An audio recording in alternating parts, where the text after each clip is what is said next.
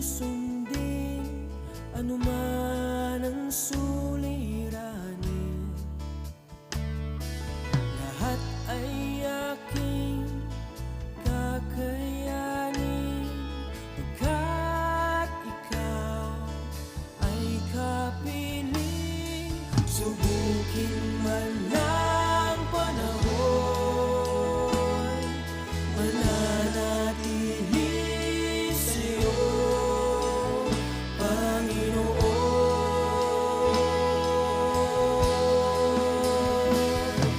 Walang alinlangang maglilingkod, walang pangambang sa'yo ay susunod. Hindi susuko at hindi ito patuloy lamang sa iyo,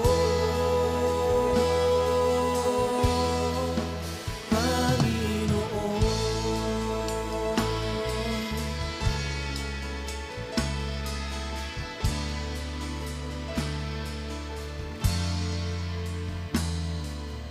Ikaw ang aking paglilingkuran, kahit saan dalhin. Ikaw ay lagi kung susundin anuman ang suliranin.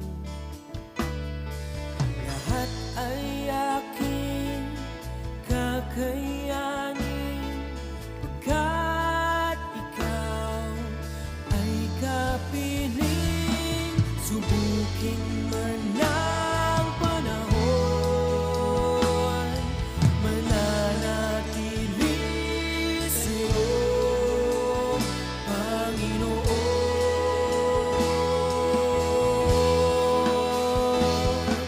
Walang alinlangang maglilingkod, walang pangambang sa'yo. Isang mapagpalang gabi po sa bawat isa po sa atin. Salamat po sa gabing ito at nabigyan tayo ng pagkakataon ulit na magbahagi po ng salita ng Panginoon dito sa programa na ito na Tinig ng Pag-asa. So sa month po na ito, ang ating pinag-uusapan at pinagbubulay-bulayan is patungkol sa Deuteronomy 8:18. Ano po? Na kung saan ang pinaka-theme natin is the wealth transfer. Kumbaga, yun po yung paglilipat o pagsasali ng kayamanan. And sa gabing ito ay babasahin ko lamang po ang ating context bago po tayo mag-proceed dun sa ating mga topic. Ano po? So sabi po dito sa Deuteronomy 8:18, "You shall remember the Lord your God, for it is He who gives you power to get wealth, that He may confirm His covenant, that He swore to your fathers, at it is this day." Sa Tagalog, sabi po, kundi iyong alalahanin ang Panginoong mong Diyos, sapagkat Siya ang nagbibigay sa iyo ng kapangyarihan upang magkaroon ka ng kayamanan, upang kaniyang pagtibayin ang kaniyang tipan sa kaniyang isinumpa sa iyong mga magulang, gaya nga sa araw na ito. Salamat o Diyos, ikaw po ang magpala ng iyong salita sa gabing ito, and let there be revelation sa amin, sa aming puso, sa aming buhay, ang aming pong makamtan sa pamamagitan po ng iyong salita sa gabi pong ito. Amin pong dinudulog ang oras na ito sa iyong presensya, na kung saan, Panginoon, you will bless us with your words this night, O God. Salamat, Panginoon, sa iyo ang papuri, pagdakila at tayong pagsamba sa ngalan ng Ama, ng Anak at ng Espiritu Santo. Amen and amen. Alright. So ang ating pong pag-uusapan ngayon is about power to get wealth. Kasi sabi po doon sa ating salita, sa Deuteronomy 8:18, na kung saan He gives us the power to give wealth daw. So ano ba itong power na ito? Ano po? Pag sinabi nating power to get wealth, ano po ba ito? So pag sinabi po nating power dito sa dictionary ng Oxford Dictionary, ang sabi po dito ay the ability to do something, ano po? Or di naman kaya act in a particular way. Okay? Ability to do something or to act in a particular way.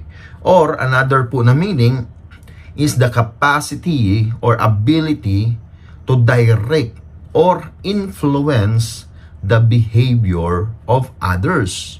So ito yung capacity or ability natin para ma-influence yung behavior or yung ibang tao. Amen? So yun po yung tinatawag na power. Ano po ang pwedeng maihalang tulad natin sa power po na ito? For example, ito po sa ating bansa, no, may mga politika po tayo dito, ano. Pag sinabi nating politika or politicians, they have the power. Amen, they have the authority. Ano po? Pag sinabi ng isang politician, ito si kapatid, bigyan mo ito ng ayuda. Bigay mo sa kanya ganito, ibigay mo sa kanya yung ganyan. So mabibigyan, ano po? Mabibigyan siya ng ayuda. Or di naman kaya, no, yung isang presidente ng bansa.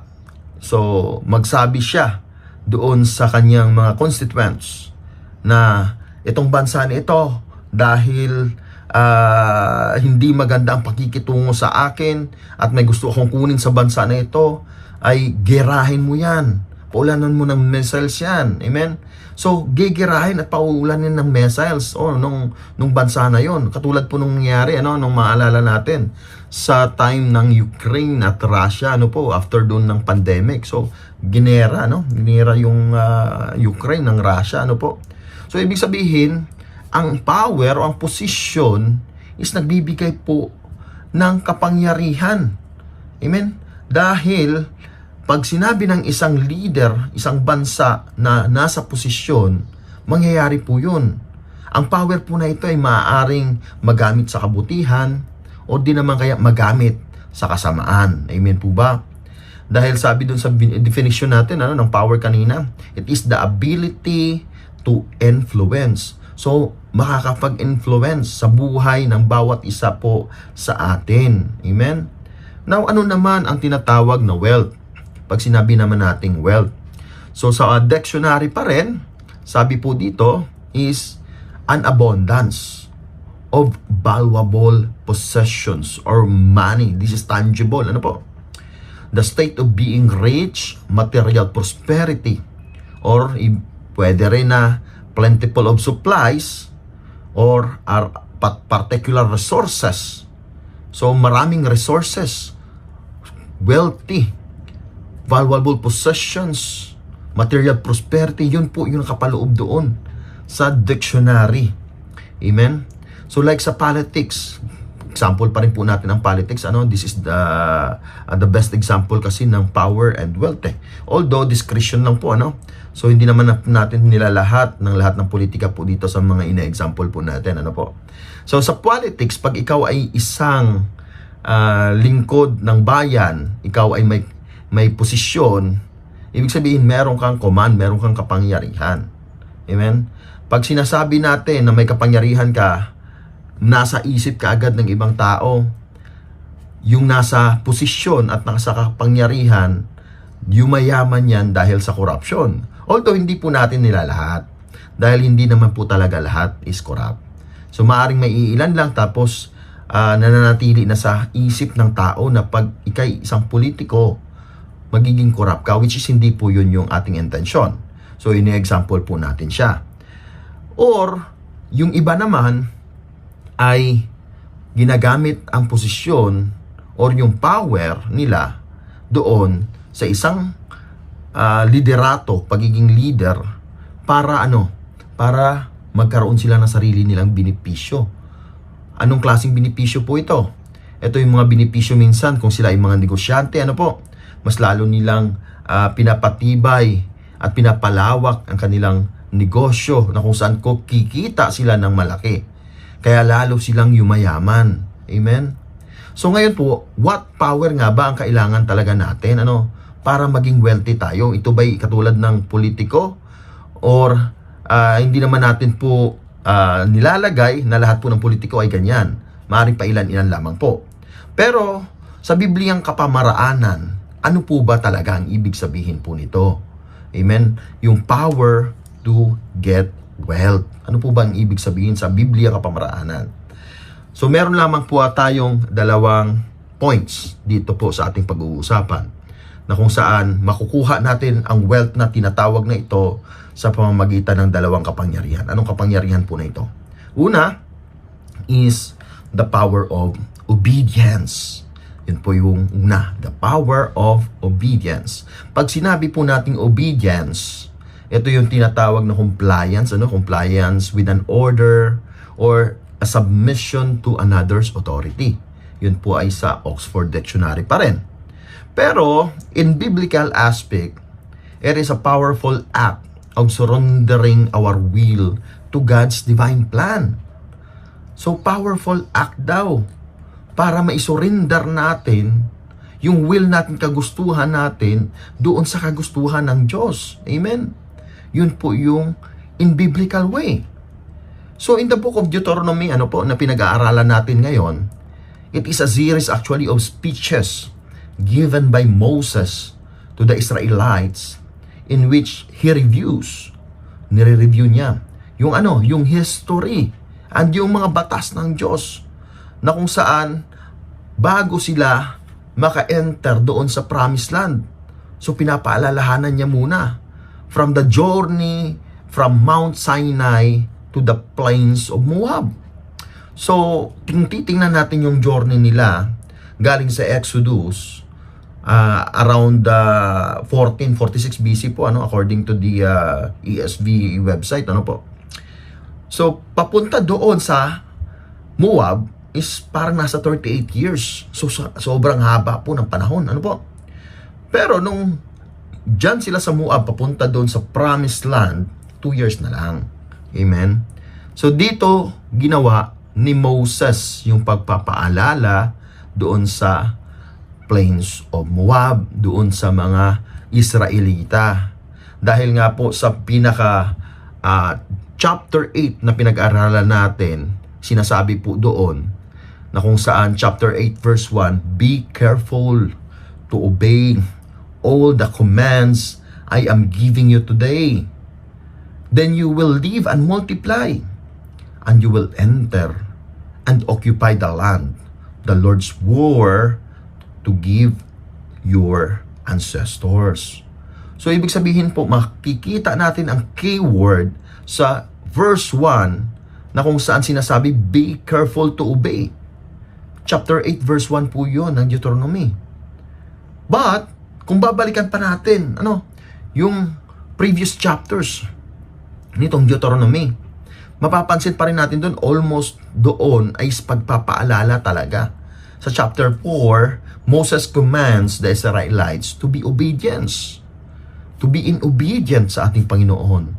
Na pag sinabi kasi nating obedient, ito yung obedient to the instruction of God. Amen? Yun po yung pinapaalalahanan ni Moses nung time na yun. To be obedient to the instruction of God. Or, obedience to the statutes, the laws, and the rules and regulation of God. O di naman kaya obedience po doon sa Ten Commandments. Yun po yung gustong ipa-obey ni Moses sa pamamagitan po niya doon sa lahat ng mga Israelita. So kaya binaba niya po ito. So gusto rin po ng Diyos na i-obey ito ng mga Israelita. Amen? And of course, lahat po ng mga other commandments and the greatest commandments na kung saan to love God and to love people. Yun po yung patungkol po doon. Kasi babasahin po natin yung Deuteronomy 4:1 in LT version. Sabi dito, and now Israel, listen carefully to these decrees and regulations that I am about to teach you. Obey them. Obey them, sabi niya. So that you may live, so you may enter and occupy the land the Lord, the God of your ancestors, is giving you. So ang gusto pala ng Diyos, bago pagpalain ang tao, ay matransform muna ang buhay niya spiritually. Dahil kailangang sundin ang lahat ng pinag-uutos ng Diyos at magkaroon muna ng relasyon sa Kanya. After we go deeper and deeper spiritually, ang kasunod po nun is the material blessing na tinatawag na kung saan pagtanggap natin ng wealth, alam natin saan yun ilalagak. Amen? At yun ay sa gawain ng ating Panginoon. Kaya kapag papalain ng Diyos, kapatid, dahil handa ka spiritually at handa ang puso mo. Pag sinabi nating handa spiritually, meron itong intimate na relationship sa Diyos. Pag intimate, dapat meron kang prayer time. May Bible time ka, nagbabasa ka ng Biblia. At makikita ka lagi sa gawain ng Panginoon. Amen? Sa pamamagitan po nito, magiging maayos po ang puso natin. At pag maayos ang puso natin at ang puso mo, magiging handa ka, kapatid. Pag handa ka na at handa na ang puso mo, talagang pagpapalain ka ng Diyos. Amen? Pag handa ka na. Pero pag hindi ka rin pagpapalain ng Diyos. Amen? So, meron akong napanood na video patungkol din sa isang wealth. Pag ang isang tao daw ay unang yumaman materially at hindi spiritually, para daw yan isang magarang sasakyan na katulad ng sports car or maganda pa sa sports car nga eh. Subalit, walang makina. Amen? Wala pong makina. So, kung walang makina, ibig sabihin walang kwenta. Dahil hindi nagagamit. Mabubulok lang. At mawawala lang din agad. Amen? So, bakit nangyari po noon? Or bakit nangyari iyaon? Dahil hindi po handa ang puso. Kaya ganun po siya. Kaya nga, ang ginawa ni Moses nung time na yon is based sa instruction ng Diyos din, pinaalalahanan niya ang new generation ng Israelites to have an obedience sa commands ng Diyos para maging handa sila. Amen? Kaya tayo dapat maging handa din po tayo doon sa blessing ng Diyos sa buhay po natin. At alam naman po natin in that instances, sa chapter 8 ng Deuteronomy, hindi pa nila nakakamtan ang lupang pangako. They are about to go to the promised land pa lang. Pupunta pa lang po sila doon sa promised land. Amen? So, in their situation that time, ano ba yung ibig sabihin po ng promised land po na ito sa kanila? It is considered as their wealth, yaman. Amen? Kayamanan po nila.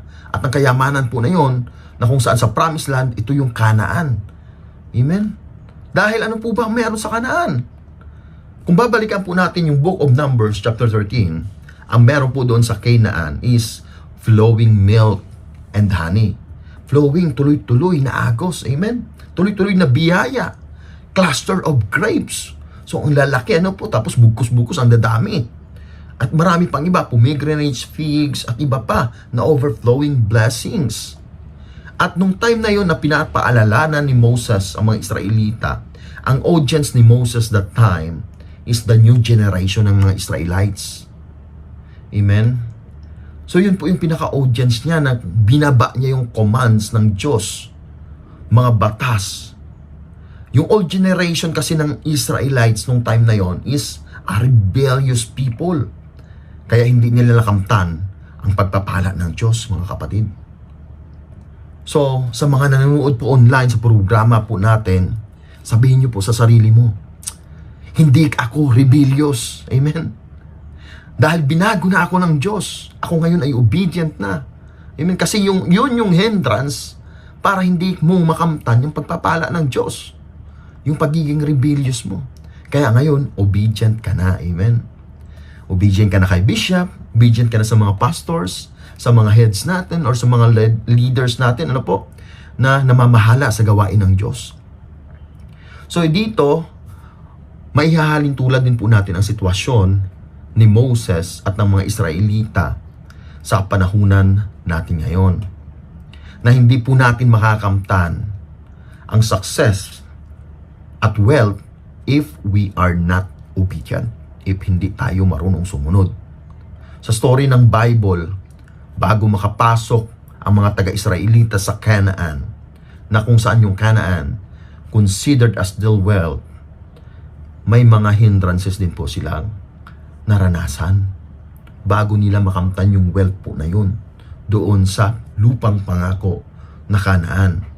Amen? Kung babalikan din natin ulit yung 12 spies na pinadala ano po doon para matyag doon sa Kainaan, kung ano ang meron doon. So, marami po silang nakita doon para hindi nila kamtan ang pagpapala ng Diyos sa buhay nila. Or hindrances or balakid para hindi sila tumuloy doon sa promised land na gustong ibigay ng Diyos sa kanila. Ano po ang nakita po nila doon?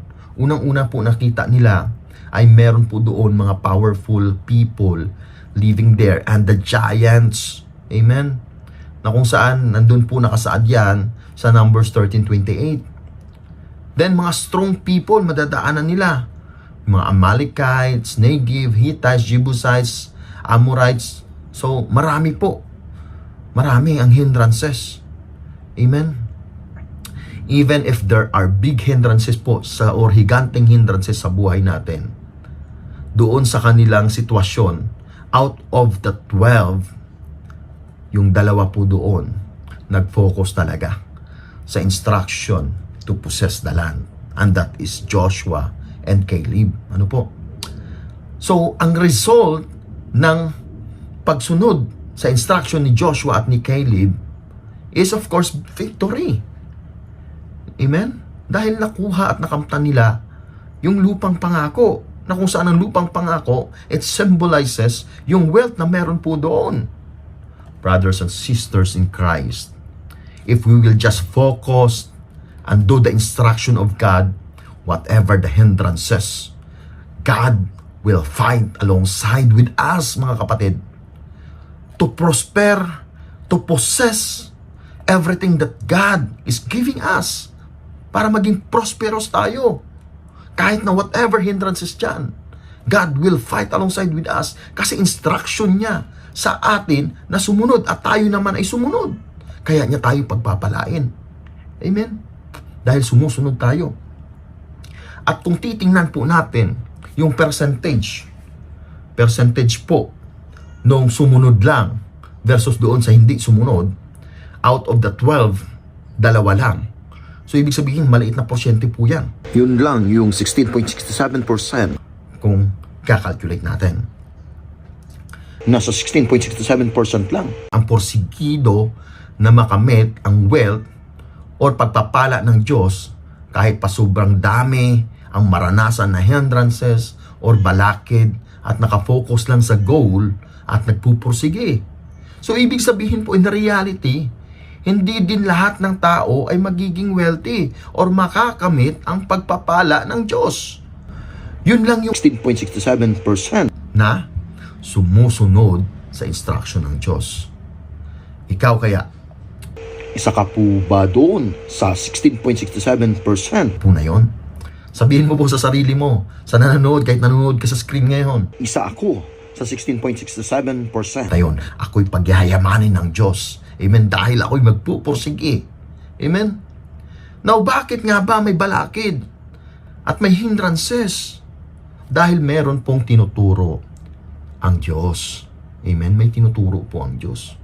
At ano po ang tinuturo ng Diyos doon sa mga hindrances at sa mga balakid po na yon? Ang tinuturo niya po, una, is it teaches us to remember God. Or alalahanin ang Diyos. Alalahanin natin ang Diyos pag nakamtan na natin ang pagpapala. Kasi marami po sa atin, talagang totoo po ang sinasabi, pag meron ng natanggap na pagpapala, inaako na lang sa sarili niya. Amen? Hindi na inaalala ang Diyos. Pero ang gusto ng Diyos, bago mo makamtan ang biyaya at pagpapala na yan, tuturuan ka muna ng Diyos. Tuturuan ka muna na maalala mo siya. Amen? Kaya nga yun po yung sa verse natin ng Deuteronomy 8:1-15, about yun sa pagpapaalala. Ano po? At ganoon din sa main verse natin, di ba? Ang una yun, remember the Lord your God. Remember, alalahanin mo, kapatid. Yun po ang gusto ng Diyos. Kaya nagbibigay po siya ng balakid, ng testing, ng test, para lagi mo siyang maalala. Amen? At pangalawa, ang gusto ng Diyos na ituturo sa atin dahil may hindrances is that it teaches us that all provisions or blessings came from God. Amen? Lahat po ng blessing, ng pagpapala, ng provision, at lahat ng kayamanan na makukuha man natin sa mundong ito ay nagmula sa Diyos.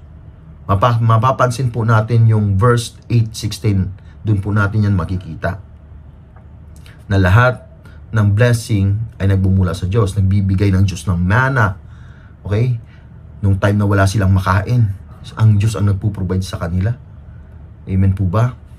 And ano pa po ang tinuturo ng Diyos? Ito po yung the most important one. It teaches us to be humble. Tinuturuan tayo ng Diyos para tayo magpapakumbaba.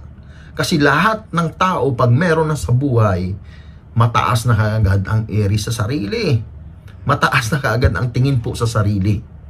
Akala mo kung sino na. Amen? Hindi marunong magpakumbaba. Amen? Kasi money works daw eh. Diba? Which is totoo naman sa mundo natin ngayon. Kung sino yung may pera, siyang pinapakinggan. Amen? But the Bible is teaching us to be humble. Dahil yun po yung gusto ng Diyos sa buhay natin. Huwag tayong magmayabang. Amen? Dahil lahat ng bagay is nanggaling sa Diyos. Tingnan nyo na lamang po yung Deuteronomy 8:16. Nandun po nakapaloob yan. Amen? That teach us to be humble. Then ano pa po ang tinuturo? It teach us to believe that we can do it.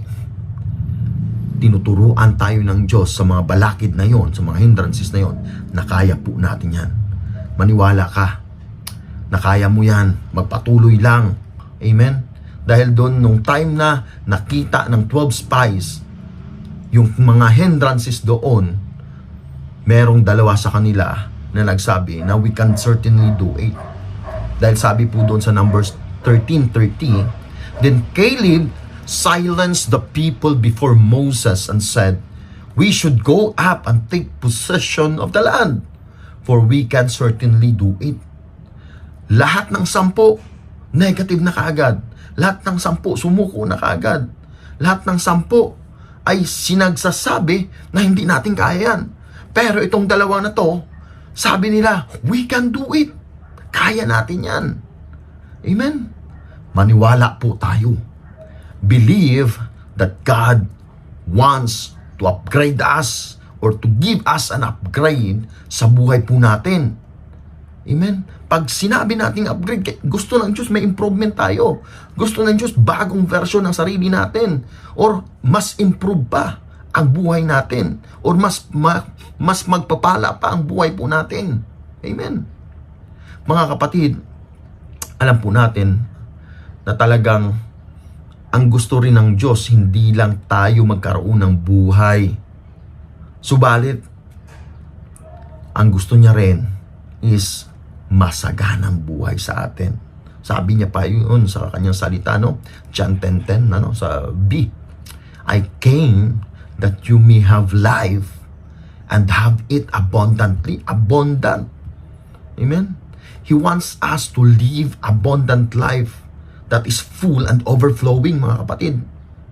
He wants us to upgrade our life to be in abundance sa lahat ng bagay. Pero, paano natin ma-experience yun? How can we experience the upgrade? We must practice obedience. Practice obedience. Amen. Kung maaalala natin, merong isang kwento dyan sa Bible, sa New Testament about kay Peter, Simon Peter, na nangingisda siya. At buong gabi, nandun siya sa laot, kasama yung mga kasama niya. At pagdating ng kinaumagahan, kahit na nagkakas ng nets pa sila, wala po silang makuhang isda. Amen? Wala silang makuha. So, siguro kung ikaw yung sa katayuan ni Pedro nung time na yon, talagang madi-discourage ka na. Amen? Madi-discourage ka na kasi buong araw kang walang nakuha eh. So, walang pumasok na kita sa sayo. Kasi yun yung business nila ng time na yon. So, ngayon, pagbalik nila sa Pampang, nandun si Jesus. Nung nandun si Jesus, nagtanong, of course, wala silang nakuha ang isda. Tapos, nagsabi si Jesus, sige, bumalik kayo doon. Sa kung saan kayo galing, kung saan kayo nangisda. Balikan nyo yun. Mag-cast kayo ulit ng net doon. Kung ikaw, si Pedro, si Peter, sasabihin mo, doon na kami galing, wala nga kaming nakuha eh. Amen? Sino ka para magsabi sa amin? Kami eksperto dito sa ginagawa namin dahil matagal na namin ginagawa ito. Ikaw sino ka? 'Di ba? Si Jesus isang karpintero lang. Pero dahil yung puso ni Simon, ni Peter is tama, meron siyang obedience, sumunod ngayon siya. Amen? Sumunod siya sa Diyos. Sabi niya, if you say so, Lord, dahil sinabi mo, babalik kami doon. Now, pagbalik doon ni Pedro at kasama yung mga kasama niya, pagcast nila ng nets, paghatak nila, amen, overflowing na blessing, maraming isda ang nakuha po nila na hindi na magkasya sa isang bangka. Bagkus nagtawag pa ng isa pang bangka para punuin ulit yung bangka na yon. Amen. Nakita niyo po yung kapangyarihan na yon? Na grabe po yung kapangyarihan ng obedience. Sinabi ng Diyos na pumunta ka doon at mangisda ka ulit kahit na wala kang nakuha dahil nag-obey ka sa Diyos, nagkaroon ngayon ng kapangyarihan ang obedience mo. Amen? Dahil ang obedience po natin sa Diyos, it activates the power of God. Hallelujah. Nag-activate po yun sa kapangyarihan ng Diyos. If gusto mo kapatid, na mag-activate ang God's power ng wealth or pagpapala sa buhay mo, obey God. Obey God for you to experience the power of obedience. Obedience cannot wait, kapatid. It should be now. If ayaw mo mawala ang nakalaan na pagpapala ng Diyos sa buhay mo, it should be now. Ngayon mismo. Dahil nawawala po ang pagpapala pag hindi mo kaagad na i-grab ang opportunity na ngayon. Kaya ngayon mismo i-grab mo yung opportunity and be obedience in order for you to experience the power of obedience. Amen. Now, pangalawa, una is the power of obedience, and pangalawa is the power of covenant. Ang kapangyarihan ng tipan. Pag sinabi natin covenant, it is an agreement. Alam po natin yon, di ba? Or a contract. So, dito kung babalikan natin si Abraham, God made a covenant with Abraham. Of course, nagkaroon sila ng agreement, si Abraham at si God. So, sa Genesis 17:1-5, babasahin ko po, ano? When Abraham was 99 years old, the Lord appeared to him and said, I am God Almighty. Walk before me faithfully and be blameless. Then I will make my covenant between me and you. Make my covenant between me and you. Okay, yun po sabi. And will greatly increase your numbers. So Abraham fell face down and said to him, as for me, this is my covenant with you. You will be the father of many nations. No longer will you be called Abram. Your name will be Abraham, for I have made you a father of many nations. So dito, God had promised Abraham that there would be a promised land. Amen? Kasi magbibigay daw siya ng promised land, ng biyaya, blessing doon kay Abraham dahil nagkaroon ng covenant si Abraham at siya kay Abraham ang ating Diyos. Amen? Ano ba yung promised land po na ito? This is a confirmation na kung saan yung Canaan nung time ng mga Israelita ay nanggaling pala yun or nagflow pala yun dahil sa covenant ni Abraham. Kung babalikan natin yung Genesis 12:1-3, sabi dito, the Lord had said to Abraham, go from your country, your people, and your father's household to the land I will show you. So, umalis ka dyan, punta ka doon sa lupa na gusto kong ipakita sa iyo. I will make you a great nation, and I will bless you. I will make your name great, and you will be a blessing. And I will bless those who bless you, sabi niya pa. At sa 17, kung akit tayo ng Genesis 17, verse 8, Sabi doon, the whole land of Canaan, where you now reside as a foreigner, I will give as an everlasting possession to you and to your descendants, or after you, and I will be their God. Amen? So, Abraham made a covenant with God when he received the gospel. When he was ordained as a high priest. So, si Abraham isang lingkod ng Diyos. And he is certainly married to God. Amen? Dahil siya siyang lingkod ng Diyos. So, in this covenant, God promised great blessing to Abraham and his family. And these blessings extend to doon sa mga kanyang mga descendants, sa mga seeds niya na tinatawag, yung Abrahamic covenant na tinatawag. Amen po ba? So in this covenant din, God promised to make the Israelites His treasured possession sa lahat ng tao if they follow God's commandment. Merong kondisyon. If they follow God's commandment. So among the promises na natanggap ni Abraham nung time na yon is unang-una is the posterity or the successors will be numerous. Marami siyang mga magiging lahi. Amen? And then, his seed or descendants would receive the gospel and bear the priesthood, which is nagkatotoo po yun. And of course, through the ministry of his seeds, all families of earth be blessed. Mabibless po lahat. Amen? So dahil ang Diyos natin is a God who fulfill His covenant and promise, as a result, Abraham descendants, the Israelites, receive po yung promised land na kung saan symbolize wealth during their time. Lahat po tayo can receive all the blessings of Abraham covenant.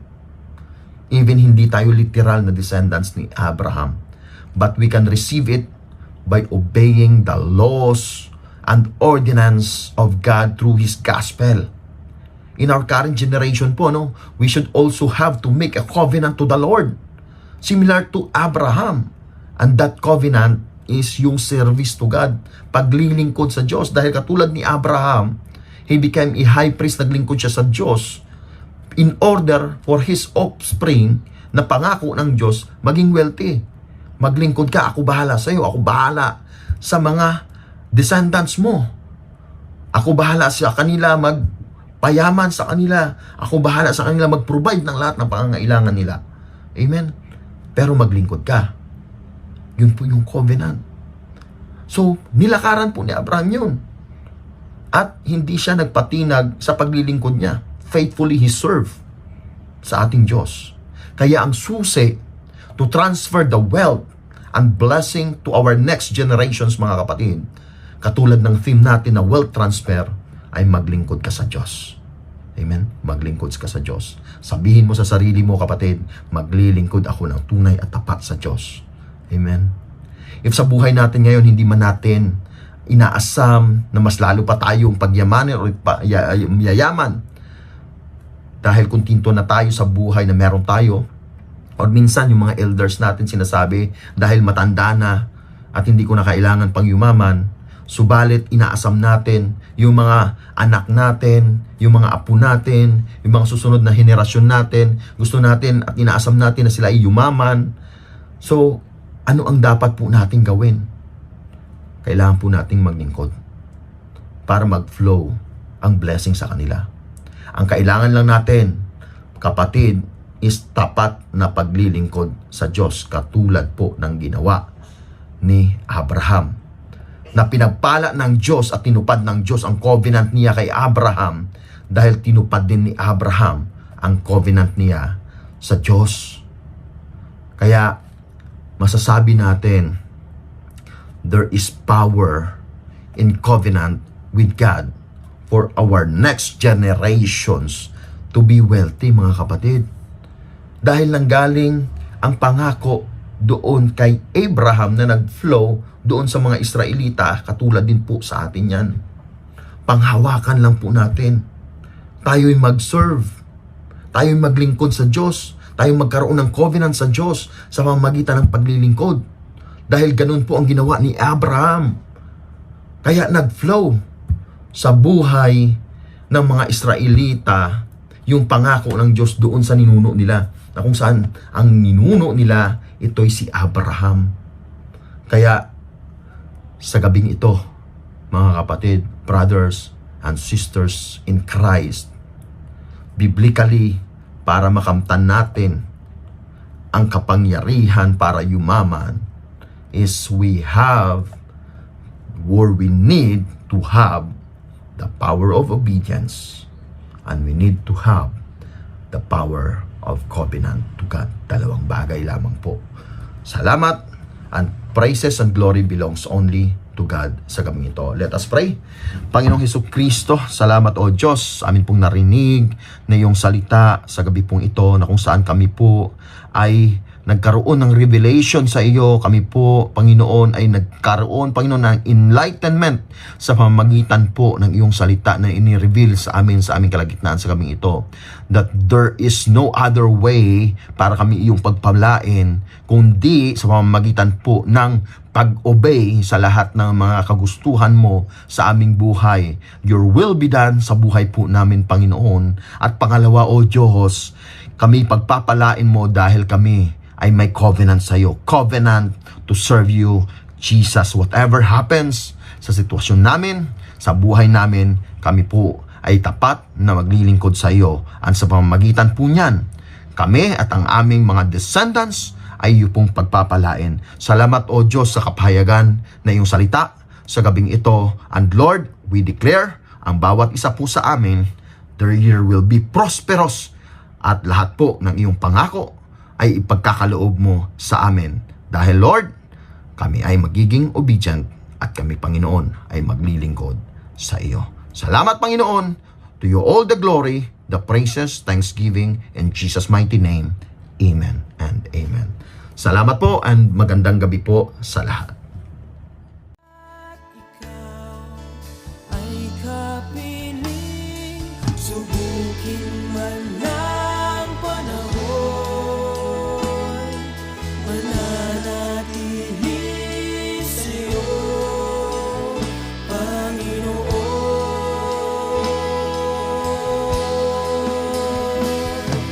Walang alinlangang maglilingkod, walang pangambang sa'yo ay susunod, hindi susuko at hindi ito, patuloy lamang sa iyo, Panginoon.